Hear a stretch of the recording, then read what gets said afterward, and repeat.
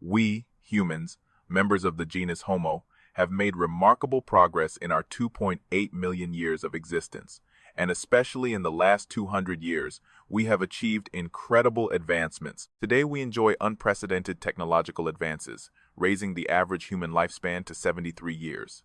The road here has not been easy, and we have endured many hardships, sometimes of our own making. This is reflected in our surprisingly low lifespans in the past. For example, in 18th century France, life expectancy was only 27 to 30 years, and in classical Greece, only 25. In the Bronze Age, it was 26, and in the Neolithic period, it was barely 20. However, even considering all of this, we Homo sapiens still have a relatively easy life compared to other human species, and for this, you should be forever grateful, because the lives of the first humans were truly an injustice. And it is no wonder that paleontologists unearthed specimens of early humans who died in very terrible circumstances. According to studies, it seems that many Homo species had such difficult lives. But a specific study shows that Homo habilis from 2 million years ago experienced a terribly bad life. Mortality rates were so high, and they died very young. So much so that most individuals did not even live long enough to reach adolescence, and it is estimated that the lifespan was around 12 years on average, 6 times lower than the current average lifespan. It could have been even lower. The study randomly analyzed 26 specimens and noted the absence of newborn and young individuals. This strongly suggests that mortality rates were actually much higher and lifespans even lower. Such a stressful and short life makes one glad not to be Homo habilis. That era probably represents the worst time to be human, unlike any other animal. This raises the question, why did they face so many risks and have such an unhappy life? Well, the bad news is that almost everything was against them, including their own bodies, because Homo habilis was one of the smallest human species ever to exist, possibly with an average height of under 1.2 meters. This means they were 32% shorter than us. In the best case, they weighed only 60% of our current weight. Such a small body made them quite vulnerable. They did not even have a sturdy bone structure to compensate for their small size.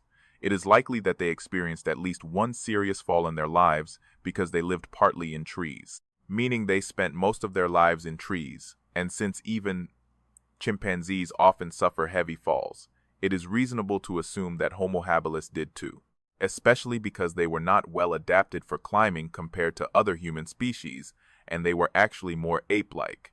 As a result, they were one of the first species of our genus to appear on the stage. With an existence spanning from 2.3 million to 1.65 million years ago, some of these features include longer, somewhat ape-like limbs, allowing them to grip better when climbing and swinging from branch to branch. However, having an easy climbing ability was certainly very useful, especially when surrounded by predators, and in most cases, it allowed animals to avoid danger, thereby extending their lifespan. However, in the case of Homo habilis, the benefits of this trait were largely negated because it was combined with the worst possible diet, eating meat.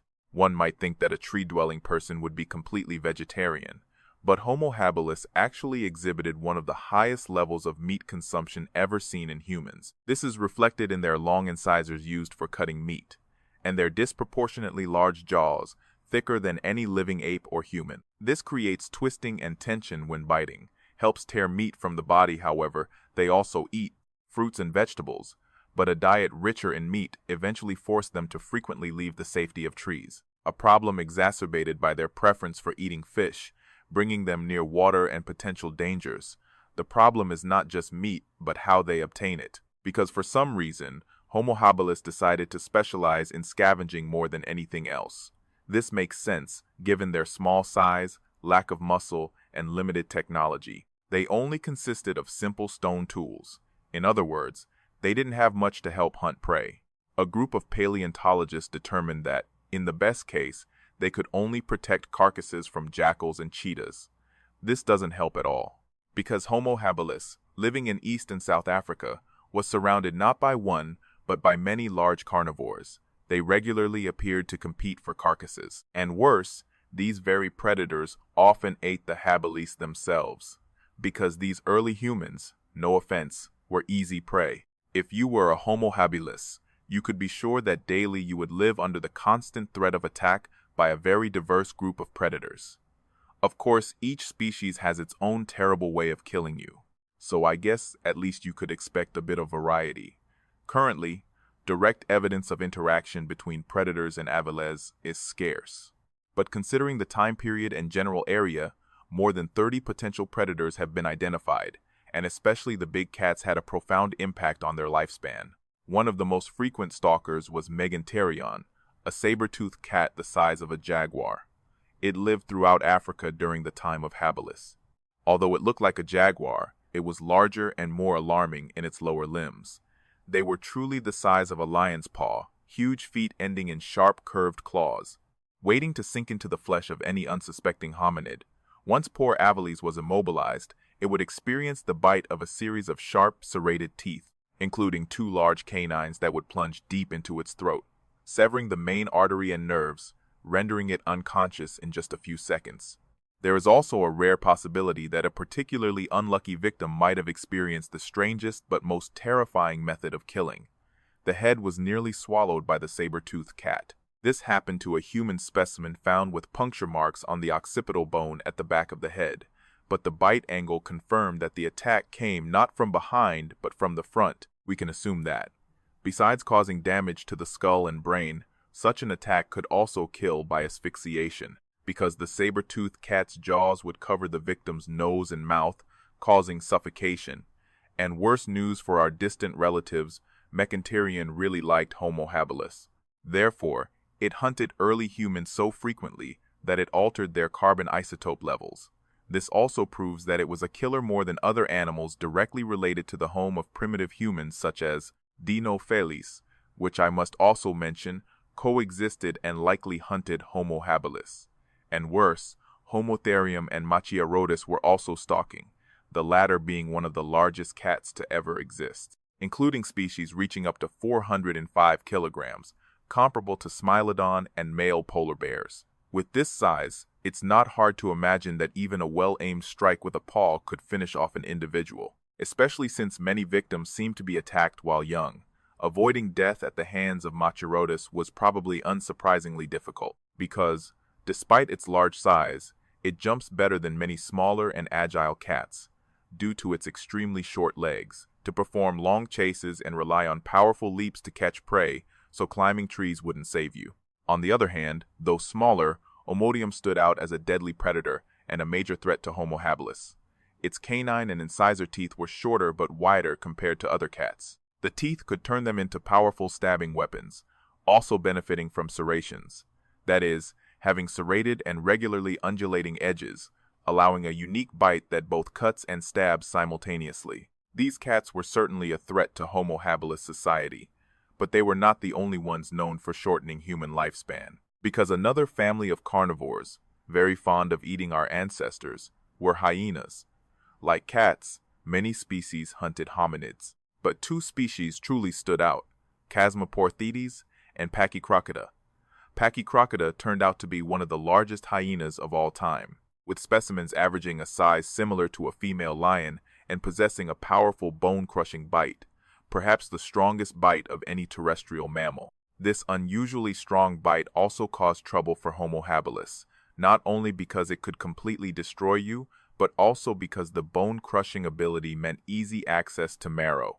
That is, Pachycrocida likely showed up where there were carcasses. This was not good for our scavenging ancestors. And if you add the fact that they probably hunted in packs, you suddenly had a recipe for certain death if caught. You would also have to worry about the fact that in many situations, hyenas eat their prey alive, which, at least, I would want to avoid. And this problem was even worse with Chasmoporthetes, a smaller but in some ways more frightening hyena species. This was a member of an informal group of hyenas known as dog-like. That meant they were slimmer and more agile, and perhaps they roamed in large packs. Their slimmer bodies might seem like good news, but actually not, because being eaten by a pack of small hyenas would certainly be much more painful than being devoured by a giant hyena.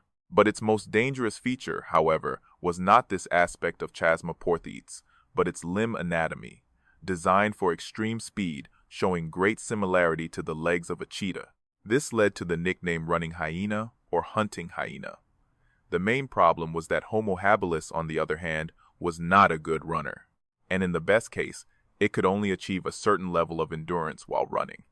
To add to the misery, these hyenas were also hypercarnivores, meaning more than 70% of their calories came only from meat.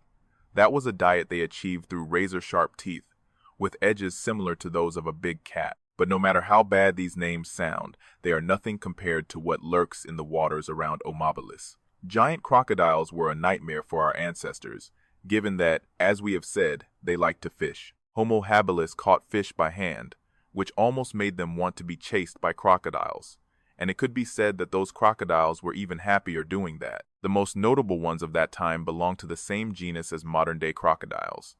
They were crocodilus, but you don't have to worry about confusing them with any living species, because they were giants. The two largest were Crocodilus thorbjorn arnasoni and Anthropophagos. The species name of the latter was clearly obtained because it liked to eat humans. There is direct evidence of its man-eating diet. In a formation corresponding to wetlands, 2 juvenile or subadult Homo habilis individuals were found with severe damage to their legs and feet. These injuries matched the teeth of this crocodile. That suggests they seemed to target the legs when ambushing, and then they killed the victim by drowning or using a death roll to tear off those limbs. This was not a pleasant death. Counterattack was also not an option, because Anthropophago was covered in a sturdy armor. It was even larger than modern saltwater crocodiles, with adults reaching a length of 7.5 meters and weighing about 1.5 tons. For comparison, the longest crocodile on record, an individual named Lolo, reached a length of 6 meters and weighed about 1.1 tons. With this giant size, Anthropophago certainly had a deadly bite, along with its man-eating diet that made it look like a quite devilish creature. So, it was very fitting that it had 2 prominent crests or horns above its eyes, that not only made it deadly but also looked very fearsome. However, although it seemed certainly the most problematic crocodile for humans at that time, it was not the largest. That title belonged to Thor Bernhardsson, a slightly older crocodile. It lived in lakes and coexisted with Avalis, and preyed on it during the early existence of our ancestors. It was not much larger than the younger congener, at about 8 meters long, but that still made it the largest crocodilus species ever discovered. That in turn made it one of the largest crocodiles to ever exist. And because its remains are few and far between, it is very possible it was even larger.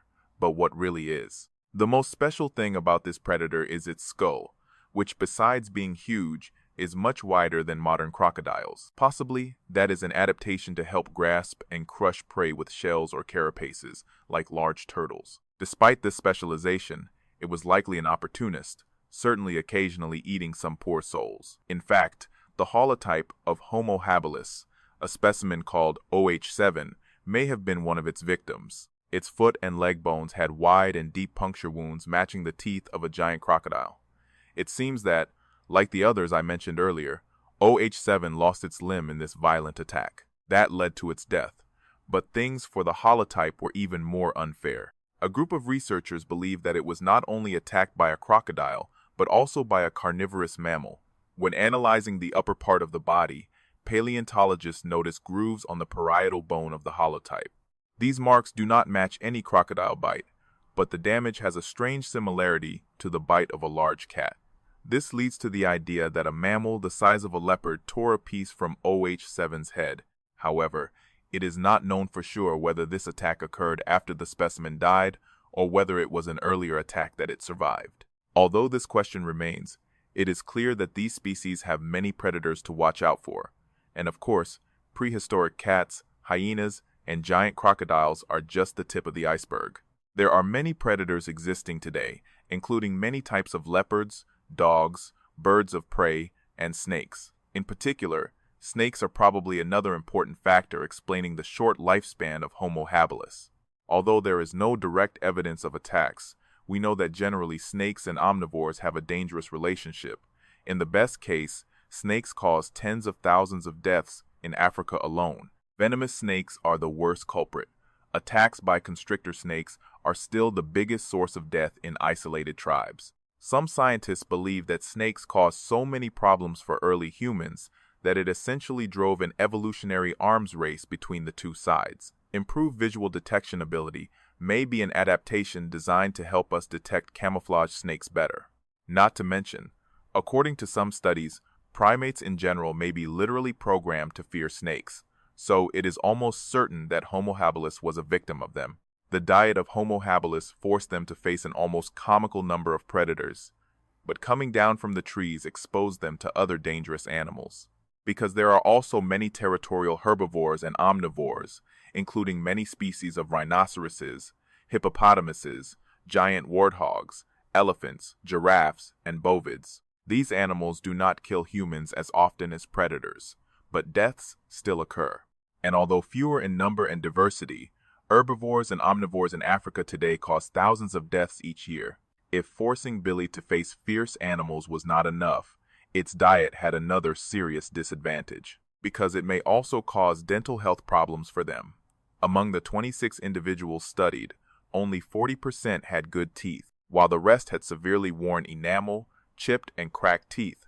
This may not sound too grim, but it is when considering the oldest individual was only 25 years old. And there are many examples of specimens under 10 years old having serious dental problems. One of these 17-year-old individuals had teeth so bad that it was twice as bad, much worse than what we see in a modern elderly person with poor oral hygiene. This significant level of damage was 100% caused by the diet of Homo habilis, but not necessarily as a result of scavenging, but rather the combination of meat and tough plant material causing wear. Furthermore, Homo habilis was probably not the priority when it came to food selection, leading to limited choices and forcing them to eat what was available, even if it was not good for dental health. Another factor contributing to the lack of choice and possibly increasing the number of deaths was the environment and climate. During the Pleistocene, Africa experienced a period of intense climate fluctuations causing cold and increased aridity, which did so. Food choices became scarce, causing systematic famine. It is believed that as the climate worsened, populations had to increasingly rely on scavenging to supplement calories. This, in turn, caused more deaths by exposing them to predators. These predators may also have become more aggressive as they too felt the stress of a dying ecosystem. Along with all of this, the competition arising from these climate changes may also have caused Homo habilis to experience an increase in deaths at the hands of others. No, not from other habilis. Remains of habilis have been found in the same area as 3 other Homo species and 1 Homo mimido, Homo ergaster, Homo erectus, Homo rudolfensis, and Paranthropus boisei respectively. We know that interactions with these species, close relatives, occasionally ended violently, as we know a Paranthropus specimen was killed by a habilis, possibly becoming food. However, in this case, Billy has secured victory, although with other Homo species, it was probably at a severe disadvantage for many reasons. First, it was the smallest Homo species at that time and the least adapted to terrestrial life. Therefore, in any terrestrial confrontation, the other species had the advantage on the spot. Second, habilis had the second smallest brain among all human species, with an average size from 500 to 687 cubic centimeters, 25% smaller than the next Homo species it coexisted with, Gaster, while Erectus could have a brain twice as large. This large difference probably led to an intelligence gap between habilis and its competitors, a notion partly reflected by the different technologies each species developed, for example. Erectus had access to controlled fire, hand axes, knives, and enderidors, which would give them a great advantage in any fight. Although not a hominin, I will also mention that the ape species Dinopithecus likely also participated in the melee. And in some ways, this creature was even more fearsome than other Homo species because it was a giant primate, closely related to baboons, so it had huge canines and muscles. Since it was 3 times larger than Homo habilis, perhaps we should add it to the long list of predators. In short, it was a very harsh and unfair world for Homo habilis. According to initial research, the worst part of an individual's life probably began around 10 years old, when it entered the stage associated with the highest mortality rate. Ironically, reaching 10 years old from the start made it one of the luckiest, because according to another study, it is believed that 40% of all died before that age. and this number increases to 60% if including adolescents and children. This means that the average lifespan given in the study would be less than 12 years. This raises another question about how Billy managed to survive so long. Perhaps the answer lies in their technology, which truly allowed them to access bone marrow and hard plant material. Furthermore, there is a remote possibility that a group of Homo habilis built a crude hut 1.75 million years ago. This, if true, implies that they had ways to cope with the worsening climate of their era. Their numbers also seem to play an important role in their miraculous and prolonged survival. Paleontologists estimate that group size could be up to 85 members. This allowed better protection and reduced the chance that any specific individual would be taken down by predators. Although, after considering everything, they didn't seem to have much luck. Who knows? Perhaps. The extremely high mortality rate eventually caused them to go extinct. But regardless, one thing is clear. Being a Homo habilis was miserable.